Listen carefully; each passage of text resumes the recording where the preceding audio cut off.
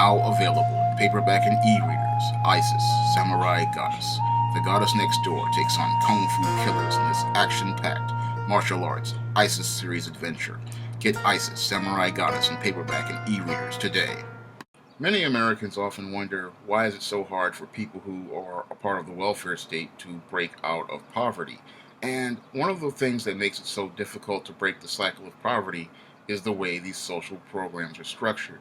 Now, these social programs say they are designed to help people reach a point where they can become a part of the middle class. However, whenever a person tries to become a part of the middle class, that's when they run into the most resistance from the bureaucrats who work in these social programs. Now, as a person who grew up on welfare and grew up with social programs such as Section 8 in its early years, I can tell you the hardest part about trying to move forward is not trying to get on these social programs, it's trying to get off these social programs, because that's when you start to see the passive aggressiveness of many of these social programs and the people who work in them, and how they work towards sabotaging an individual who is trying to take those final steps towards getting back on their feet. Because once a person pretty much gets a job, that's when they run into the most resistance from these social programs. Now, these social programs say, again, they want to help you get on your feet to become a part of the middle class. But when you try to make those efforts and get that job, the first thing your social programs like your Section 8 and your welfare tell you is that you have to report to them immediately.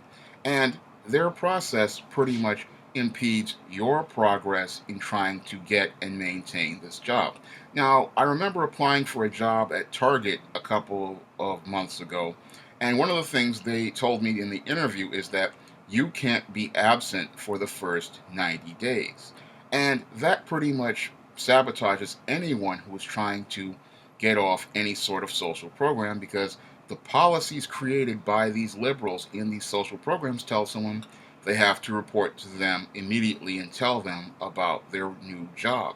And that pretty much sabotages that individual and prevents them from being a part of the workforce. And another thing that your social programs do is that they insist on having you fill out a bunch of forms and take a bunch of forms to your employer to so-called verify that this individual is working there. This is also something that pretty much sabotages a lot of people and impedes them, because oftentimes they wind up running into resistance, because these people in these Section 8 offices and these welfare offices, what they want to do is call this employer and verify all this stuff.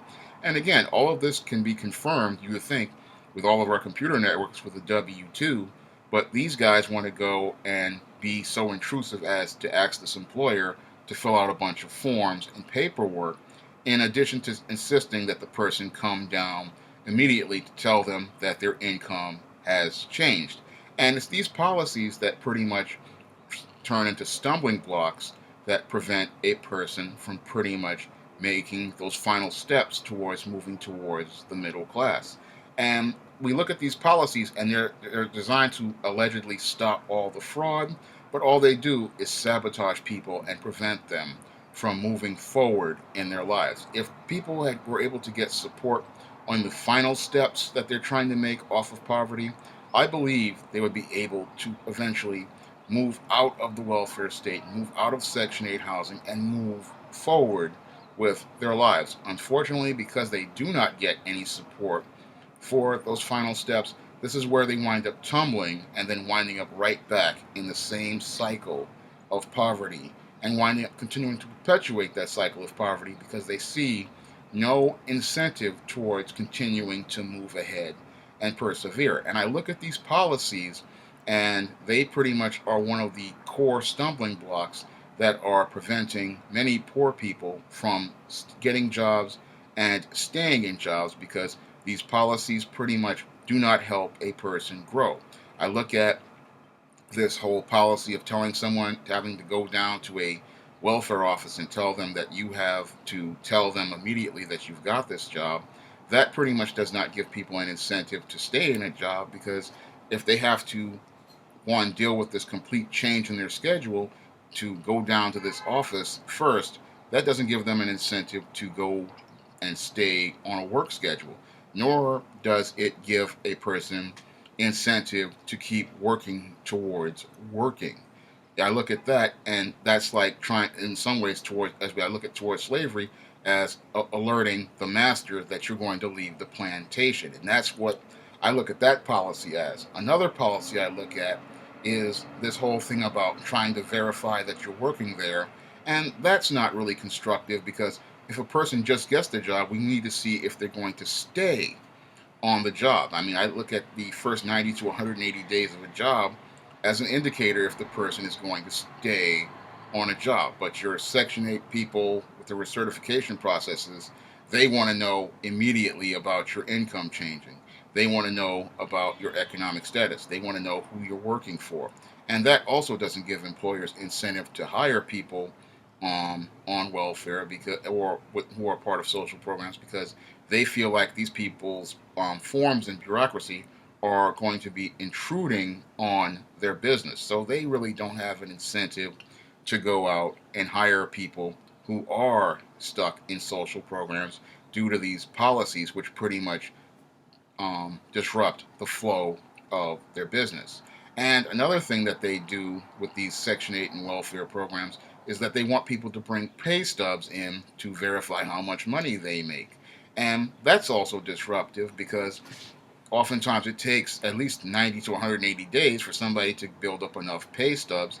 And we don't know if this person is going to be able to keep this job. So these Section 8 people and these welfare people, they're pretty much impeding people's progress and preventing them from moving forward. And another policy that they have that pretty much impedes people's progress is after they find out that the person gives them 3 pay stubs, they want to back charge them for rent based on the change in their income. Again, another policy which pretty much impedes people's progress and prevents them from moving forward. And the whole point of these social programs, again, was designed to help people move forward. It was helped to get them off these programs and get out of the system. Unfortunately, whenever it's time for people to start making steps towards leaving the system, that's when the bureaucrats in the system start to yank back on the string they have tied on the individual, pulling them backwards instead of letting them move forward. Now, if this person were able to cut those strings, they could be a part of the productive American system and part of the American economic system, paying taxes into it instead of costing us money. Unfortunately, due to the policies created by liberals that created this welfare state, many of their policies are the thing that are keeping people from being part of the middle class, part of being a part of the workforce, and part of moving themselves forward. I have seen these policies firsthand, and I look at these policies as one of the core reasons why we are not able to really make effective inroads in breaking the cycle of poverty, because once that person makes those efforts towards getting that job, they often have to wind up reporting not to a supervisor, but to people in the welfare state. And the people in the welfare state, really, they're all about keeping their jobs and keeping those block grants coming to them, not helping the individual move themselves forward. And that's what makes this whole system so dysfunctional. This welfare state, as it stands, is all about perpetuating the welfare state, not about achieving the goals that were alleged of the welfare state, which was helping this person reach a point where they could get on their feet.